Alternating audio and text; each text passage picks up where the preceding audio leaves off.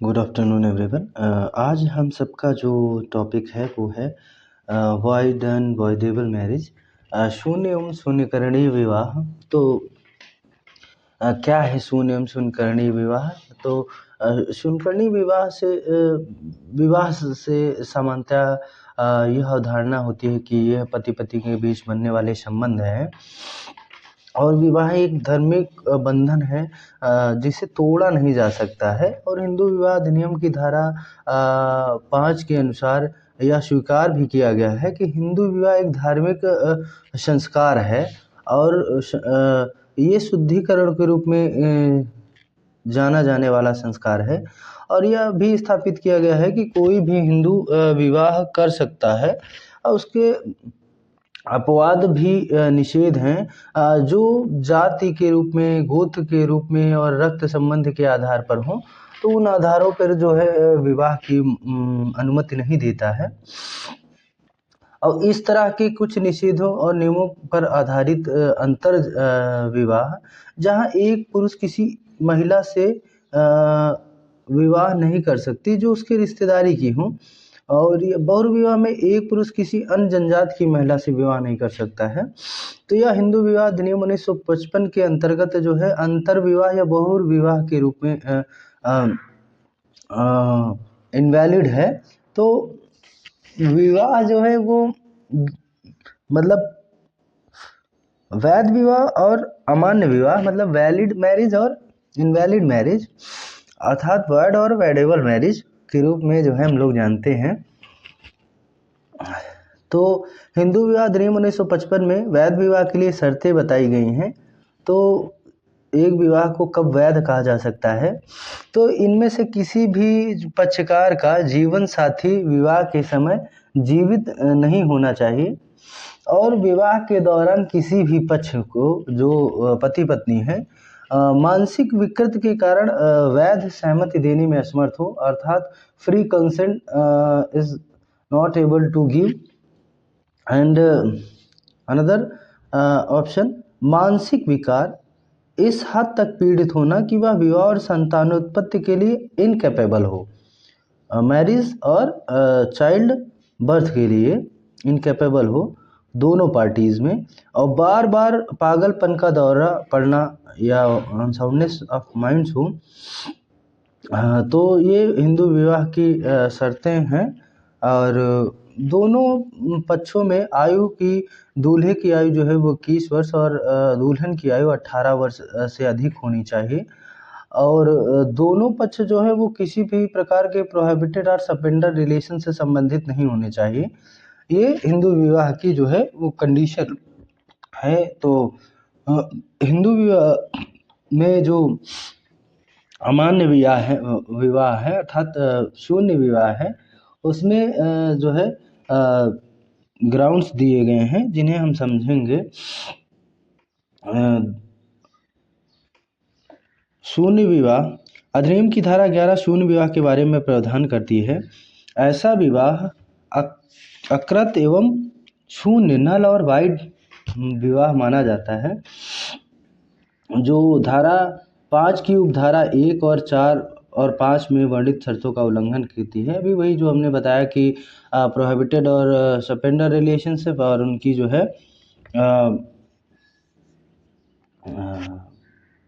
Consent जो है वो फ्री होनी चाहिए। इन सब शर्तों के आधार पर पक्षकार जो है वो याचिका दायर कर सकता है न्यायालय में और विवाह को शून्य और घोषित कराया जा सकता है।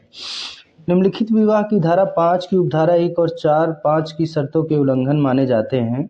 तो पहला है, यदि किसी विवाह के पक्षकार ने पति पत्नी के जीवित रहते हुए दूसरा विवाह कर लिया हो, ये भी इससे मैरिज जो है वो वॉइड समझी जाएगी। सेकंड वाली, फर्स्ट वाली वैलिड होगी क्योंकि एक उसकी पत्नी ऑलरेडी अलाइव है और दूसरी उसने शादी कर लिया, तो वो मैरिज वॉइड समझी जाएगी। दूसरा ग्राउंड्स जो है वो है कि विवाह प्रतिषिद्ध संबंधों के भीतर किसी रूढ़ या प्रथा के अभाव में हुआ हो। अगर कोई मैरिज है जो वो प्रोहिबिटेड रिलेशंस में हुई है, एक्सेप्ट कोई उनकी विवाह के संबंध में कोई ऐसी प्रथा ना रही हो परिवार में जो चली आ रही हो, कि प्रतिष्ठित संबंधों में भी विवाह होता हो, उसको छोड़ के अगर विवाह हुआ है तो वो विवाह जो है वैलिड होगा, वो वॉइड होगा, शून्य होगा विवाह, जो धारा 11 में HMA एक्ट 1955 में बताया गया है। तीसरा ग्राउंड जो है, जब विवाह सपिंड के साथ किसी रूढ़ या प्रथा के अभाव में हुआ हो, और सपिंड डिग्री में जो प्रथा के अभाव में हुआ हो वो भी माना जाएगा। इस प्रकार धारा 11 विवाह विच्छेद के लिए दोनों पक्षकारों को शून्य घोषित कराने के लिए याचिका प्रस्तुत करने का अधिकार देती है। पंजाब एवं हरियाणा उच्च न्यायालय ने सुरजीत सिंह वर्सेस मोनिंदर पाल सिंह AIR 1988 के मामले में उड़ीसा उच्च न्यायालय ने उस मत का समर्थन किया जो उसने हरमोहन वर्सेस कमला AIR 1979 के मामले में भी निर्धारित किया था कि विवाह शून्य एवं अकृत घोषित कराने के लिए विवाह के दोनों पक्षकारों के अतिरिक्त कोई तीसरा पक्षकार भी याचिका प्रस्तुत कर सकता है यदि उसके सिविल अधिकार प्रभावित होते हों तो। और शून्य विवाह के पक्षकार किसी विवाह को शून्य घोषित कराए बिना ही दूसरा विवाह कर सकते हैं, क्योंकि ऐसा विवाह विधिक दृष्टि से विवाह नहीं होता, आरंभ से ही इसे शून्य माना जाता है। तो ये था जो है ग्राउंड इसका अमान्य विवाह का, अर्थात शून्य विवाह में मतलब 3 ग्राउंड है। पहला है बाइगमी नहीं होनी चाहिए, दूसरा है सपिंड, तीसरा है प्रोहिबिटेड रिलेशन से नहीं होगा। अगर इन तीनों में से होता है तो वो जो है मैरिज वॉइड समझी जाएगी। हिंदू मैरिज एक्ट की धारा 12 जो बात करती है वो वॉइडेबल मैरिज, शून्यकर्णी विवाह से संबंधित बात करती है। तो शून्यकर्णी विवाह यह उपबंध करती है कि विवाह चाहे अधिनियम लागू के पूर्व होने से पूर्व संपन्न हुआ हो या बाद में, परंतु निम्नलिखित आधारों में किसी आधार पर यह विवाह शून्यकर्णी होगा और नल एंड वॉइड की डिक्री के द्वारा इसे मैरिज को कराया जा सकता है। तो पहला है कि प्रत्यार्थी की नपुंसकता के कारण विवाह के बाद संभोग नहीं हुआ हो। After marriage consummation can not be done by the parties, the parties are able to do marriage null and void by the court। दूसरा ऑप्शन है प्रत्यार्थी मानसिक रूप से विकृत हो, दोनों पक्षों में से कोई एक पक्ष जो है वो मेंटली इनकैपेबल हो गया है तो वो मैरिज जो है शून्यकर्णी विवाह होगी, अर्थात वॉइडेबल मैरिज होगी। तीसरा है जब याची अथवा कन्या के विवाहार्थ संरक्षक की सम्मति, जैसा कि बाल विवाह अवरोध संशोधन अधिनियम 1978 के लागू होने की पूर्व आवश्यक था, बल प्रयोग अथवा कपट आदि द्वारा प्राप्त की गई हो, कि मतलब दोनों पार्टीज में से कोई भी कंसेंट जो है वो फ्रॉड अर्थात फोर्सफुल ली गई हो, तो वो मैरिज जो है वो वॉइडेबल मैरिज होगी। शून्य एवं शून्यकर्णी जो है वो विवाहों से उत्पन्न बच्चों की धर्मस्थता का क्या होगी, वो धारा 16 में जो है बताई गई है। तो शून्य एवं शून्यकर्णी विवाहों से उत्पन्न संतानों की धर्मस्थता के बारे में धारा 16 निम्नलिखित उपबंध करती है। पहला ये कि ऐसा विवाह जो धारा 11 के अधीन अकृत और शून्य होता है, उससे उत्पन्न संतानें जो हैं वो लेजिटिमेट होंगी, धर्मज होंगी। जो विवाह के विद्यमान होने की दशा में धर्मज होती हैं, चाहे ऐसी संतान का जन्म विवाह विधि संशोधन अधिनियम 1976 से पूर्व हुआ हो या पश्चात हुआ हो, अर्थात हिंदू मैरिज एक्ट 1955 के पहले या बाद में, चाहे उस विवाह के संबंध में अकृतता की डिग्री इस अधिनियम के अधीन मंजूर की गई हो या नहीं, चाहे विवाह अधिनियम के अधीन याचिका के भिन्न आधार पर शून्य अभिनिर्धारित किया गया हो या नहीं।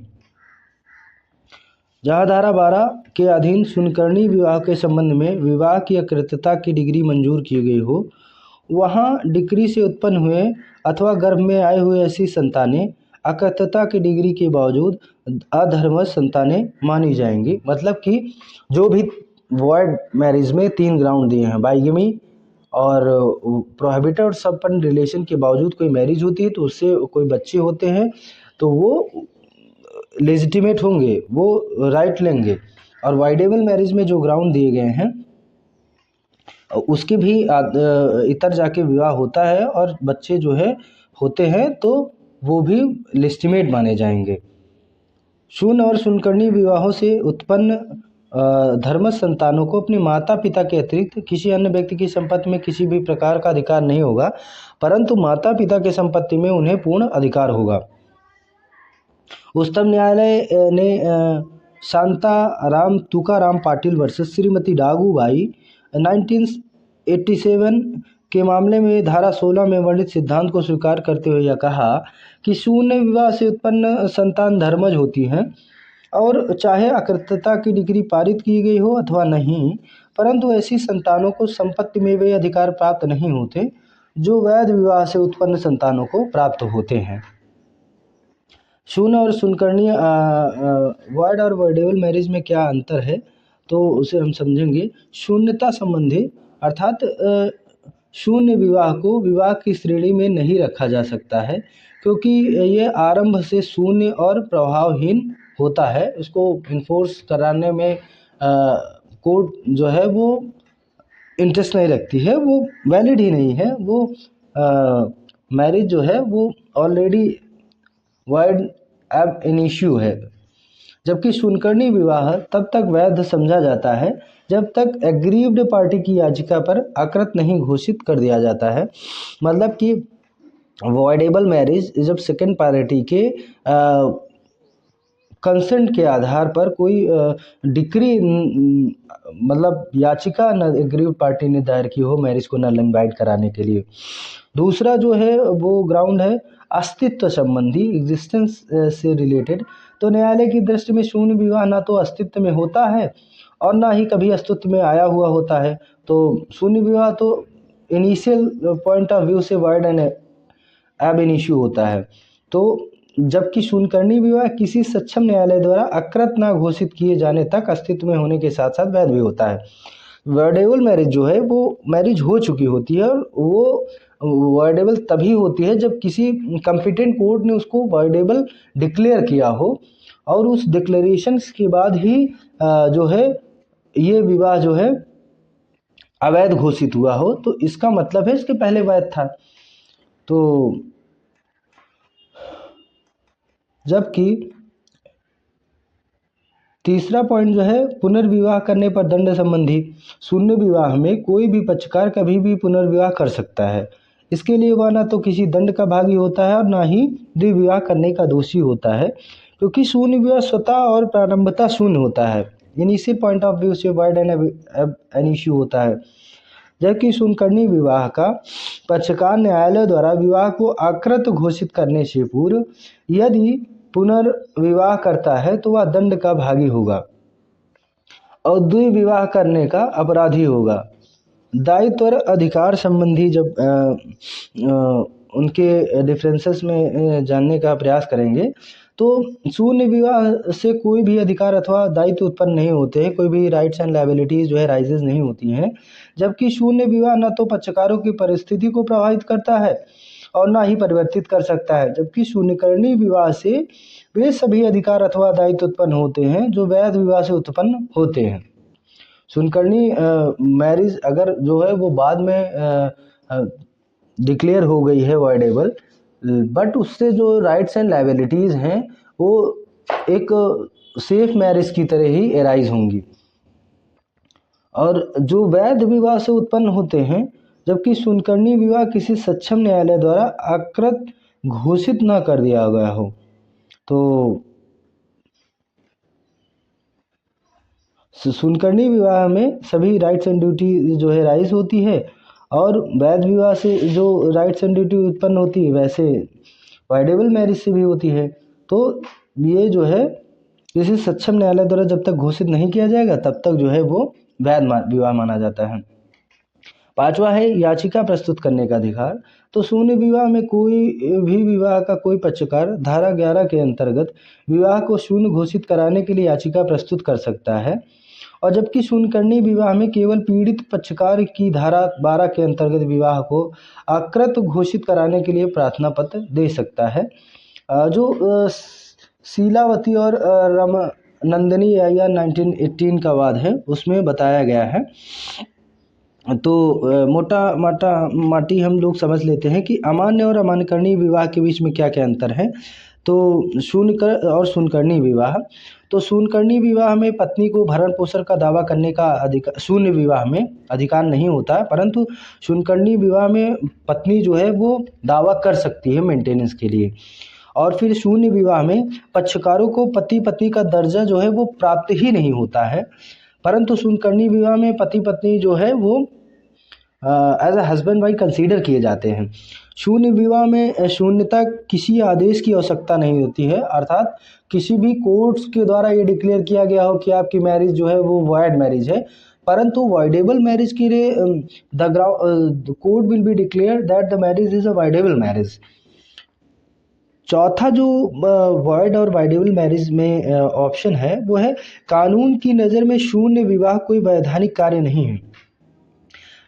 ऐसा लॉ कंसीडर करती है कि वो जो है वो कोई लीगल एक्ट नहीं है, लीगल वॉइड मैरिज, परंतु वॉइडेबल मैरिज जो है वो कॉम्पिटेंट न्यायालय के द्वारा उसे इनवैलिड घोषित किया जाता है और उसे एक reasonable values I in the law में जो है आइज इन द लॉ के मद्देनज़र उसकी एक वैल्यू होती है। और चौथा जो वॉइड मैरिज में ग्राउंड है, डिफरेंस है मतलब वॉइड और वॉइडेबल में, तो अमान्य विवाह में जन्मे बच्चों को वैध माना जाता है, मतलब कि लेजिटिमेट चाइल्ड माना जाता है, और शून्यकरणीय विवाह में उत्पन्न बच्चों को नाजायज माना जाता है।